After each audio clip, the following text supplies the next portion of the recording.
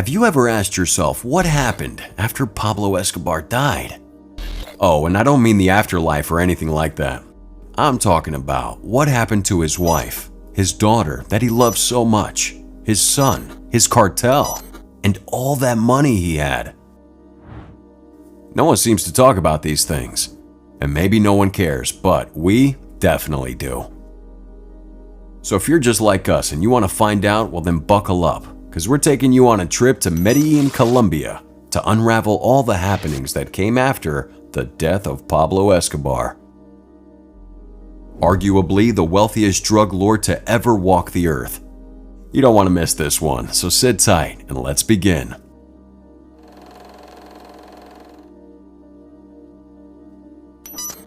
The day was December 2nd, 1993, and the entire Colombian army was in search of Pablo Escobar.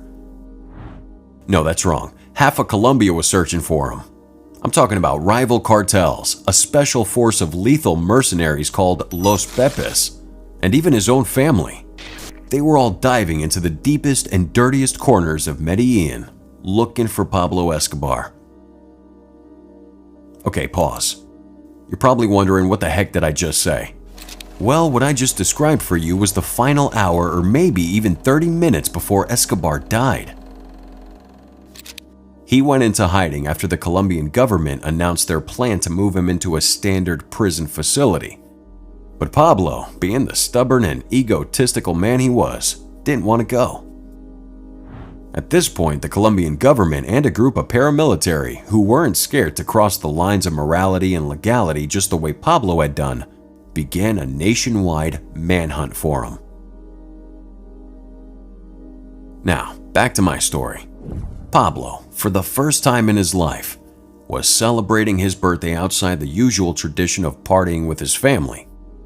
He needed to speak to his family real bad. He decided to risk it all and put a call through to his son.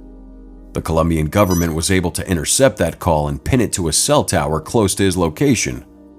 Immediately, they locked on the hideout. They sent a convoy of armed military men with one instruction: shoot Escobar on sight. Pablo Escobar knew that he had probably made the biggest mistake of his life. He tried escaping through the roof of his hideout, but it was too late. The entire building was roaming with soldiers within minutes.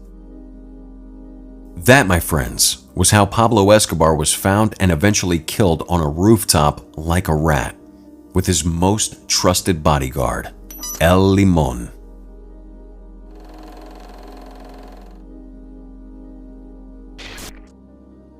His wife, Maria Victoria Henao, felt extremely bad after hearing the news of his death. I mean, if he never placed a call to him, he might have lived longer. With his death, he left behind the Medellin cartel, his wealth, properties, and some very expensive artifacts. But the most prestigious thing he left behind was his family. After his death, members of the Medellin cartel turned to his wife to emerge as the head of the cartel. And that's because while Pablo was alive, they both ran the cartel together, putting her in the perfect position to continue running their affairs. But Maria wasn't cut for all that. In fact, she wanted absolutely nothing to do with the cartel or cocaine. She took her two children, Manuela and Juan Pablo, and flew away across the world to seek asylum in Africa's Mozambique. But the Mozambican government denied her entry into their country. So did the Brazilians and the Germans. No one, absolutely no one, wanted anything to do with the Escobar family.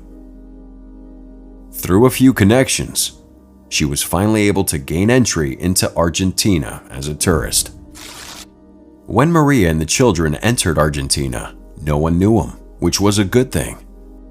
But the twist is, her name was all over the news as a member of the Medellin cartel, and primarily as the wife of Pablo Escobar. Given the fact that Escobar had killed thousands of people, you don't need a soothsayer telling you that anyone in fact, would be willing to retaliate the same evil on his family. Maria knew this, and knew she had to make a tough decision. She decided to get her name changed. She changed her name from Maria Victoria Henao to Maria Isabel Santos Caballero. This allowed her and her family to live in peace for the next couple years, until the Argentine government found her in 1999.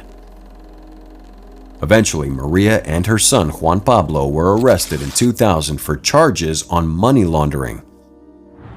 You've got to feel this woman's pain. After suffering the infidelity and narcissistic acts of Pablo Escobar for 17 years, she was the one carrying his cross even after his death. She was imprisoned by the Argentine government for a couple of months, but after they couldn't tie any links of drug trafficking to her and her son, Maria and Juan were released.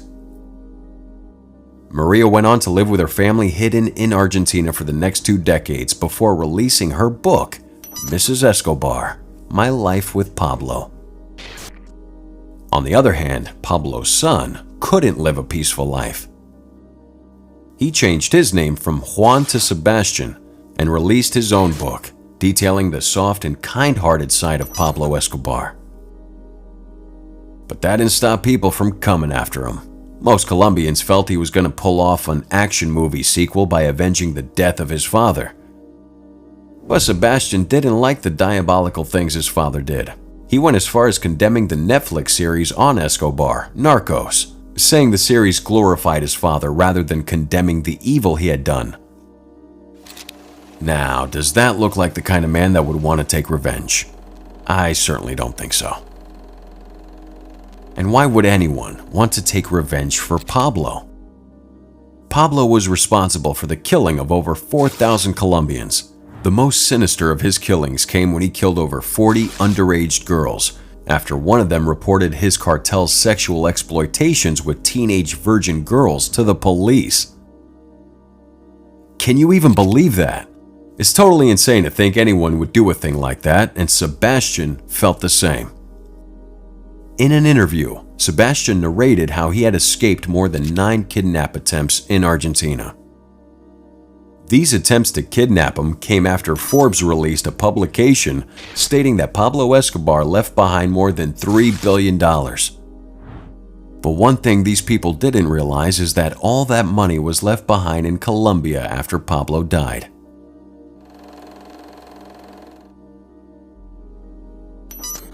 That's right, Pablo's $10 billion mansion. The luxurious prison he built for himself, called La Catedral. And several other properties he owned were all left rotten in Medellin after his family fled the country.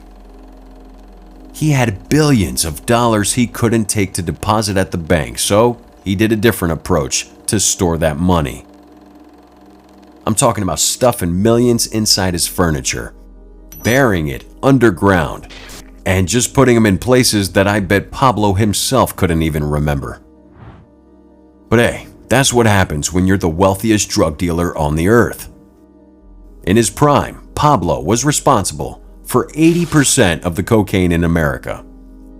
He even went as far as burning a whopping $2 million when his daughter was feeling cold because they had no logs for the fire. Man, just imagine to have that kind of money. Anyways, Escobar's Medellin home before he died, known as the Monaco Building, was blown up with explosives by rival cartels. This building wasn't the size of a football field or as tall as a skyscraper guarded by top security. It was simply just Escobar's home. After the 6-story building became deserted, the Colombian government took possession of it and turned it into a tourist attraction for people who wanted to get a glimpse into Escobar's life. However, as members of the community walked past it every day, it was a constant reminder of their loved ones who died at the hands of Escobar. So, in 2018, the government decided to bring down the building and turn the land into a memorial for the victims of Escobar's terror. Another of Pablo Escobar's homes that went down in ruins was his luxurious getaway home in Guatape. It was named La Manuela, after his daughter Manuela Escobar, and was Escobar's place to take his mind off his business for a little while. The crazy thing about this building is that it got destroyed even before Escobar's death. a rival cartel loaded over 200 kilos of TNT explosives, blowing up more than half of that building while Escobar was hiding. A few years later, nature took over that place while scavengers broke parts of the structure in search of any of Escobar's hidden and buried valuables. While we really have no idea if they had any luck, I gotta tell you right now that the biggest of Pablo's properties that he lost after he died was La Catedral. La Catedral is the name of the billion-dollar prison he built and customized for himself. It had a casino, a spa, a football field, and other luxuries that totally separate it from its purpose. But after Escobar's death, La Catedral turned into La Treasure Island. Nearby residents trooped in and out of that place, scavenging for anything they could find, and from external sources, millions of dollars were actually buried and stashed up both inside and outside of the building's area. But when all that gold digging was done, La Catedral was eventually abandoned until a group of monasteries called the Benedictine monks took over the building and turned it into a holy place of worship and a memorial for the victims of Escobar's works.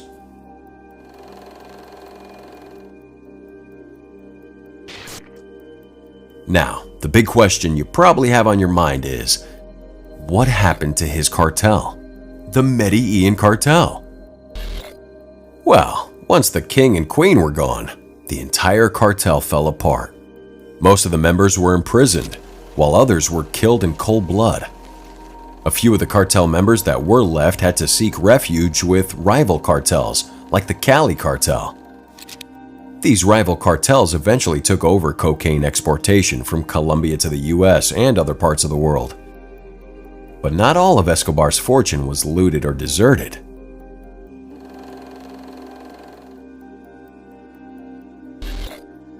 Before he died, he built schools, hospitals, shelter homes, and other commercial infrastructure for the people of Medellin, while he slaughtered anyone who dared to stand up against him or challenge his authority. And that made his life somewhat paradoxical. On one hand, he was seen as a hero. On the other, he was seen as the devil dressed in Prada. Now, my question to you is, can the actions of Pablo Escobar be justified? Or is he the devil everyone says he is?